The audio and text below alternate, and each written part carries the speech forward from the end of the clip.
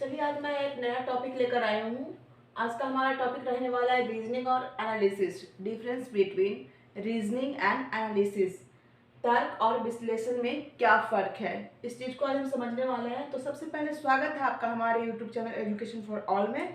तो चलिए देखते हैं रीजनिंग और एनालिसिस में क्या फ़र्क। सबसे पहले हम रीजनिंग को समझेंगे। रीजनिंग हमारा है क्या, तर्क क्या है। आप मुझे देख रहे हो या मैं आप लोगों के साथ बात कर रही हूँ या इंटरेक्ट कर रही हूँ, तो ये क्या है, तर्क है, एक प्रकार का तर्क है। किसी भी इंसान से बातें करना मतलब एक अच्छे ढंग से अपने आप को प्रस्तुत करना भी हमारा तर्क ही है। इसमें भी हम अपना तर्क लगाते हैं, तभी हम आप लोगों के सामने बोल पाते हैं या फिर आप किसी भी व्यक्ति के सामने बोल पाते हैं, अन्यथा आप नहीं बोल पाओगे। तो ये क्या है, एक तर्क है जिसमें हमारा तर्क में क्या मदद करती है, हमारी तर्क बुद्धि है, हमारी मदद करती है। तो तर्क क्या कहलाता है, तर्क वैसा माध्यम है जिसमें हम दो विचारों के बीच गैपिंग को समझते हैं, दो विचारों के बीच बनने वाले संबंध को समझते हैं, दो विचारों के बीच उठने वाले निष्कर्ष को जान पाते हैं, उसके निष्कर्ष तक पहुंचते हैं। कोई भी दो बंदा है, कोई भी दो लोग हैं जो किसी टॉपिक को लेकर बहस कर रहे हैं, नहीं नहीं, मान लिया जाए कोई टॉपिक है, किसी ने कहा कि पेड़ से पत्ते गिरते हैं, कि आप दोनों ने नहीं देखा है या फिर देखा भी हो तो किसी ने कहा कि नहीं नहीं, ये जो पेड़ से पत्ते गिरते हैं वो ऊपर जाते हैं, आप कह रहे हो नहीं नीचे जाते हैं। तो आप दोनों में से ना अपना अपना तर्क लगा रहे हो, क्या क्या होना चाहिए, क्यों आता है नीचे, क्यों जाता है ऊपर। तो आप दोनों में से एक बंदा ऐसा है जो बोलता है कि नहीं, पेड़ से पत्ते जो गिरते हैं वो नीचे ही आते हैं।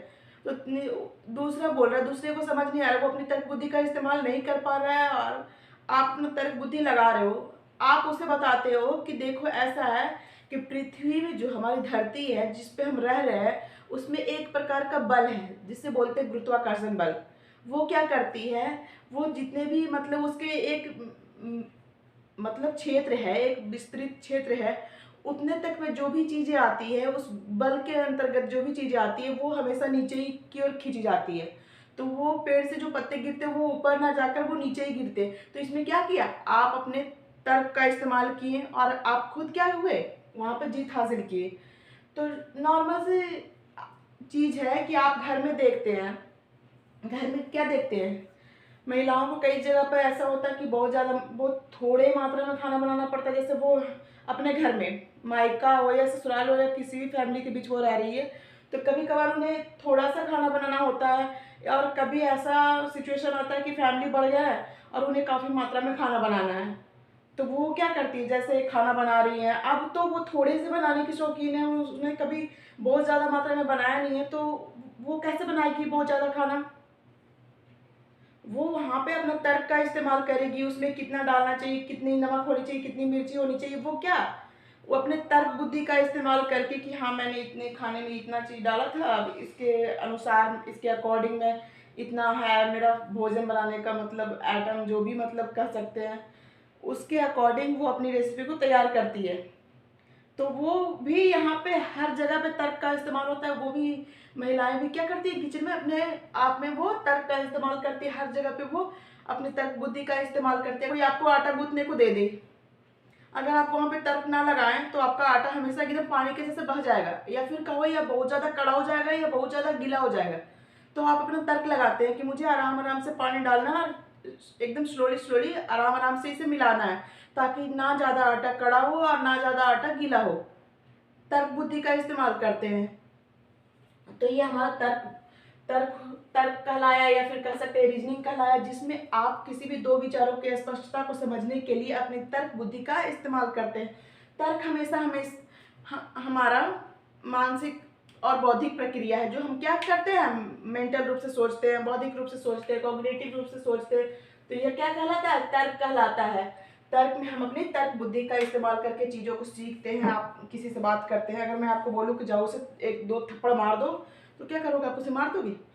आपकी माँ है, आपको एक थप्पड़ लगा दी, तो क्या आप दूसरे थप्पड़ से उसे लगा सकते हो, दूसरे हाथ से आप उसे थप्पड़ मार सकते हो, नहीं मार सकते हो। आप वहाँ पे अपना तर्क लगाओगे, क्यों, ये हमारी माँ है या हमसे बड़ी हैं, हमारा पालन पोषण किए, हमें इतना ख्याल रखती है, क्या इन्होंने हमें एक थप्पड़ मार दिया तो मैं इन्हें मार दूँ। नहीं, आप वहाँ पे से अपना शिष्टाचार याद करेंगी, परवरिश याद करेंगी, हर चीज़ें याद करेंगी और कहेंगी नहीं यहाँ पे मेरा ये तर्क नहीं बनता है, मेरा यह औचित्य नहीं बनता है कि मैं उनको दोबारा थप्पड़ मार सकूं। तो ये हमारा रीजनिंग कहलाता है, जिसमें आप दो विचारों के बीच की स्पष्टता को समझते हैं। चलिए हम स्टार्ट करते हैं। हमारा आगमन विधि क्या है? आगमन विधि ऐसा है जिसमें हम पहले चीज़ों को करके देखते हैं, पहले चीज़ों को होते हुए देखते हैं। मैं आपको पढ़ा रही हूँ, आप देख रहे हो, बाद में इसको पढ़ाने का तरीका बताओगे। मैम पहले बोर्ड पे जाती हैं, फिर ये चीज़ नोटिस करना होता है पढ़ाने के लिए, फिर कोई डायग्राम बनाती हैं, अगर उन्हें कुछ समझाना होता है तो फिर मार्कर उठाती हैं, फिर ये चीज़ें सब बोलते हुए समझाती हैं। तो ये आपको बाद में आया, जो एक नियम के रूप में आया कि इस नियम से वो मैम पढ़ाना स्टार्ट करती हैं। फिर आप नदी में कुछ चीज़ें फेंकते हो तो वो डूब क्यों जाती है? तो पहले हम उसे करके देखते हैं, होते हुए देखते हैं कि चलो फेंक कर देखती हूँ डूबती है या नहीं डूबती है। बाद में हम उसके निष्कर्ष तक पहुँचते हैं, नियम तक पहुँचते हैं। तो पहले हम क्या करते हैं, किसी भी काम को करके देखते हैं, होते हुए देखते हैं। तो वो क्या है हमारा, हम पहले उदाहरण देते हैं। चलो पहले ऐसा करो, मैं पढ़ा कर दिखा रही हूँ, फिर तुम पढ़ाना। तो ये मेरा उदाहरण दिया गया कि मैं पहले पढ़ा कर देखूंगी, फिर इसे आप करके देखना कि ये किस नियम पर आधारित है, किस तरीके से कार्य करती है। तो ये हमारा सबसे पहले है कि इसमें हम उदाहरण से नियम की ओर चलते हैं। इसे विशेष से सामान्य की ओर भी बोला जाता है, स्थूल से सूक्ष्म की ओर भी बोला जाता है, और मूर्त से अमूर्त की ओर। जिसे आप देख सकते हो मूर्त कहलाया, जिसे आप नहीं देख सकते हो अमूर्त कहलाया। तो इसमें हम क्या करते हैं, हमारा आगमन विधि में हम जो चीज़ें हमें दिखाई देती है पहले हम देखते हैं, करते हुए सीखते हैं और रोज डेली बेस में करते हैं। बाद में हम उसके अमूर्त चिंतन तक पहुंचते हैं, बाद में हम उसकी कल्पना करते हैं। अच्छा इसका नियम इसी से निकल के आया, अच्छा ये इस तरीके का बल लगता होगा, तभी तो पेड़ से पत्ते ऊपर ना जाकर नीचे ही आते हैं। आप किसी भी चीज़ को फेंक कर देखो या फिर किसी भी चीज़ को करके देखो, किसी कार्य को करते हो या फिर कोई आविष्कार होता है, तो जो फर्स्ट टाइम करता है वो ऐसा नहीं कि वो नियम लिखता है, वो बार बार चीज़ों को करता रहता है, वो करता रहता है, बाद में वो क्या करता है, वो नियम तक पहुंचता है। तो ये हमारा आगमन विधि के अंतर्गत ही तो आता है, जिसमें आगमन विधि वैसी विधि है जिसमें हम सबसे पहले चीज़ों को करके देखते हैं, होते हुए देखते हैं, उदाहरण के रूप में देखते हैं। फिर आगे हम देखते हैं निगमन विधि। निगमन विधि जस्ट इसी का उल्टा है। इसमें सबसे पहले हम उदाहरण दे रहे थे, अब नियम की ओर आए। अब इसमें क्या करेंगे, हम पहले नियम देखेंगे। नियम में ये देखेंगे त्रिभुज के तीनों कोणों का योग क्या होता है, 180 डिग्री होता है। ये हमने नियम सीख लिया। अब नियम तो सीख लिया है बट उसे करके देखेंगे ये क्यों होता है, कैसे होता है, कहाँ पे इसे साबित करना होगा। तो सबसे पहले हम उस नियम को देखें, नियम से हम उसके बाद हम उस उदाहरण को देखेंगे कि ऐसे करेंगे। टीचर्स बताते हैं, ये तो मैं नहीं बता सकती बट ये टीचर्स बताते हैं कि यहाँ यहाँ ये करेंगे, यहाँ से यहाँ कौन बनेगा, यहाँ से यहाँ कौन बनेगा, मतलब कुछ भी एक्सेट्रा एक्सेट्रा जो भी। तो वो पहले नियम देते हैं, फिर उसका उदाहरण देकर समझाते हैं। तो ये हमारा क्या कहलाता है, नियम से उदाहरण की ओर। इसमें हम अमूर्त चिंतन करते हैं। अमूर्त मतलब अमूर्त, जो चीज़ें हमें नहीं दिखाई देती उस पर हम थेसिस लगाते रहते हैं, ये करते हैं। पहले नियम जो पता चलता है ना कि इसका ये नियम है, तो उस नियम की ओर हम अपनी कल्पना को बनाते रहते हैं, कैसे होता होगा, इस तरीके से होता होगा, कहीं ऐसे तो नहीं बनता होगा। अच्छा यहाँ पे इतने डिग्री का बनाते होंगे, यहाँ पे इतने डिग्री का कोण बनाते होंगे, तब जाकर ये कोण बनता होगा। पहले किसी भी चीज़ का आप नियम जान लेते हो, किसी भी चीज़ का कोई भी कोर्स हो या फिर किसी भी चीज़ को बनाने की विधि हो, वो उसका नियम कहलाता है।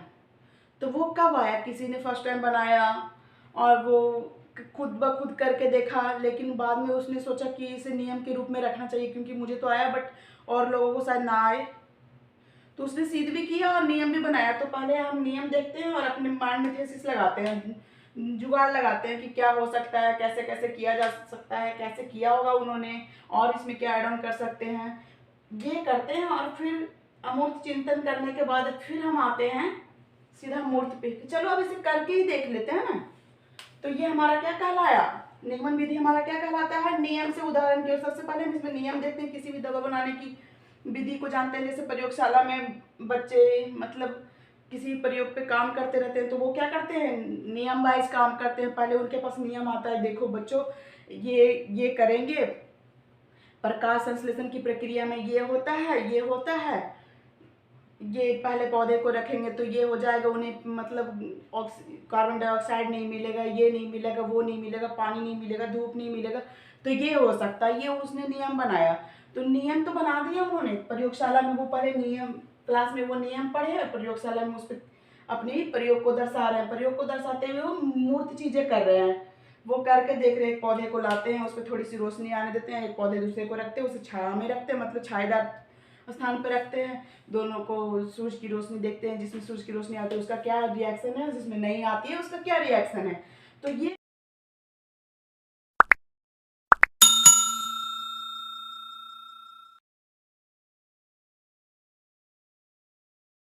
करके देखते हैं। तो पहले उन्होंने नियम सीखा, फिर बाद में उदाहरण की ओर गए।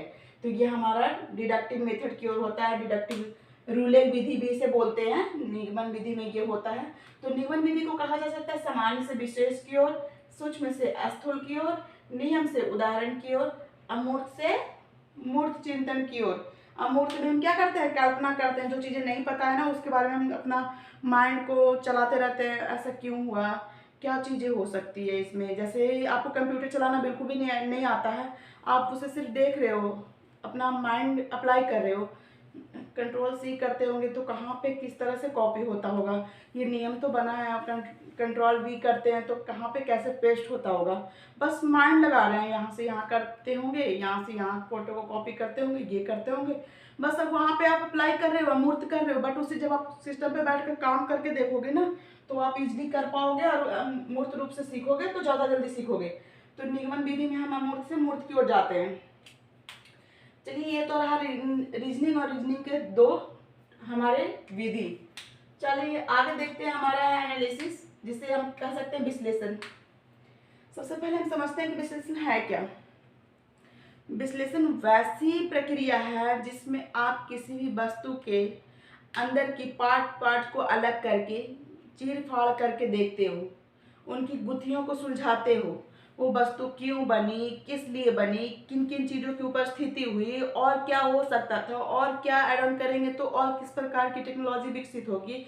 ये चीज़ें आपने क्या की, करके देखी। जैसे ये मेरे पास मार्कर है, सिंपल सा, मतलब मेरे हाथ में ये है तो मैं इसका उदाहरण दे रही हूँ। ये मेरे पास मार्कर है, मुझे इसका कोई आइडिया नहीं है, मैं बस अभी खड़ी हुई हूँ और इस पे यूज करना है। मुझे इसका कोई आइडिया नहीं कैसे है, इसमें क्या क्या चीज़ें हैं, कैसे खुलती है, कैसे बंद होती है, कैसे इसमें इंक डालते हैं, इन सब चीज़ों की मुझे कोई भी मतलब आइडिया नहीं है। मैं कैसे करूँगी नहीं करूँगी मुझे कोई पता नहीं। बट मैं इसे देखती हूँ चलाकर, अच्छा ये रेड कलर का है, इससे क्या क्या कर सकते, अच्छा लिख भी सकते हैं, अच्छा इससे फ्लावर भी बना सकते हैं, वाह वेरी गुड। अच्छा इससे कलर भी फिल कर सकते हैं, रियली नाइस, अच्छा है, काफ़ी बेहतर है ये। अच्छा ये और किस तरीके से होनी चाहिए, इसे और छोटे रूप में भी होना चाहिए था, इसे इसे और थोड़े पतले में भी होना चाहिए था और अच्छा होता। तो ये क्या करते हैं, हम अपना दिमाग चलाते हैं। तो विश्लेषण विधि वैसी विधि है जिसमें हम वस्तुओं के अंदर या चीज़ों के अंदर छुपी हुई गुत्थियों को समझाने की कोशिश करते हैं, सुलझाने की कोशिश करते हैं। क्या करते हैं, उनके अंदर छुपी हुई गुत्थियों को चीर फाड़ करते हैं, छुपी हुई गुत्थियों को समझते हैं। तो इसमें हम क्या कहलाता है, ये हमारा विश्लेषण कहलाता है, जिसमें हम जो चीज़ें हमें नहीं आती उस चीज़ को हम सीखते हैं, जो चीज़ें हमें आती है और जो चीज़ें नहीं आती उस चीज़ के बीच हम समझौता करते हैं और हम कल्पना करते हैं कि और भी क्या चीज़ें इसमें हो सकती है। जैसे आपके पास छोटी छोटी दो कार हैं, बच्चे होते हैं, वो बहुत सारी चीज़ों को करते हैं। घर में आप देखते हो अपने बच्चों को कि अगर उनके पास छोटे छोटे दो कार हैं, वो अगर सारे पार्ट्स भी अलग अलग है ना, तो वो क्या करेंगे, इसका पार्ट्स उसमें, उसका पार्ट्स उसमें, सारे ऐड ऑन करके देखेंगे। कई सारे बच्चे ऐसे होते हैं कि वो सारे पार्ट्स को खोल कर देखते हैं, मम्मा इसमें ये भी निकला, मम्मा इसमें ये भी निकला, ये इसमें जोड़ दो, इसको इसमें जोड़ दो। तो वो क्या कर रहे हैं, विश्लेषण कर रहे हैं। भले वो उस एज के लिए नहीं है, बट वो हमारे समझ से वही चीजें कर रहे हैं जो हम यहाँ पे सीख रहे हैं। वो विश्लेषण ही तो करते हैं, चीजों की चीर फाड़ करते हैं, बुद्धियों को सुलझाने की कोशिश करते हैं। तो इस विधि में हम क्या करते हैं, अज्ञात, सबसे पहले तो अज्ञात भाग की खोज करते हैं। इसमें हम क्या करते हैं, जो हमें नहीं पता है, जो हम नहीं जानते हैं, उस भाग की खोज करते हैं। अच्छा इससे ये होता था, अच्छा इस कार को हम इस पे चला सकते हैं। अच्छा, हम इसे पानी में भी चला सकते हैं। तो इससे हम क्या करते हैं, अज्ञात भाग की खोज की, हमें नहीं पता था। इससे हम एक चीज़ और है कि हम एनालिसिस में क्या करते हैं, संभावना लगाते हैं। आपको ये मार्कर दे दिया जाए, इससे आप कितनी सारी चीज़ों को कर सकते हो, ये सोच कर देखो। तो ये क्या है, आपकी संभावना है जो आप इस पे थेसिस लगा रहे हो, सोच विचार कर रहे हो कि आप इससे और क्या क्या चीज़ें कर सकते हो। आपको इतनी सारी मटेरियल दी जाए जिससे आपको बहुत सारी चीज़ों को करना रहे, तो आप किस तरीके से करोगे, ये आप संभावना लगाओगे, दिमाग लगाओगे अपना कि आगे और क्या हो सकता है। यही तो है संभावना। तो चलिए इसमें हम ज्ञात भाग की खोज करते हैं। अच्छा, ये तो मुझे पता था इससे कलर होता है। अच्छा, ये तो मुझे पता था इससे फ्लावर भी बनते हैं, इससे कलरिंग भी होता है, इससे हम लिख सकते हैं, इससे अरे यार इससे तो हम पढ़ा भी सकते हैं। तो ये क्या है, हमें ज्ञात था, इससे हम ज्ञात भाग की खोज कर सकते हैं। ये हम जो हमें पता होता है उस चीज की हम खोज करते हैं। आगे है इसमें कि हम अज्ञात से ज्ञात की ओर जाते हैं। जो हमें नहीं पता है उससे उठकर हम जहां तक हमें पता है वहां तक जाते हैं। जो चीज नहीं पता है उस चीज को भी सीखते हैं, जो चीजें पता है वहां तक पहुंचते हैं। तो इसमें क्या करते हैं, हम अज्ञात से ज्ञात की ओर जाते हैं। दूसरा है हमारा निष्कर्ष से कल्पना की ओर, निष्कर्ष निकालते हैं इसमें और क्या क्या चीजें हो सकती है, फिर हम कल्पना करते हैं। इस तरह की चीजें रहती तो हम और चीजें इसमें ऐड ऑन करते, इसके ऊपर भी कुछ अलग सा लगाते, इसमें सामान रखने का बना देते, इसमें और इसे छोटा किया जा सकता है। अगर इस प्रकार से चीजें मेरे पास हो तो इसे हम और मॉडरेट कर सकते हैं। इसे हम और क्या कर सकते हैं, मॉडरेट कर सकते हैं और चीज़ों को बढ़ा चढ़ाकर पेश कर सकते हैं। मार्केट में ऐसा भी हो सकता है, पहले ये इतना बड़ा सीपीयू आता था, लोगों ने इसे देखा कि इसे छोटे रूप में किया जा सकता है, विश्लेषण किया, उसका चीरफाड़ किया, जितने से जितने उन्होंने चाहा कि इसे कम से कम चीज़ों में ढाला जाए, छोटे से छोटे रूप में बनाया जाए। अब छोटे से सीपीयू से काम चल जाता है, इतने छोटे, मतलब कह सकते हो आप इतना छोटा सा सीपीयू आता है, तो उस सीपीयू से आप काम चला ले रहे हो। तो ये हमारा विश्लेषण के अंतर्गत ही तो आया जिसमें आप एनालिसिस किए। तो चलिए आज का हमारा टॉपिक यहीं पर समाप्त होता है।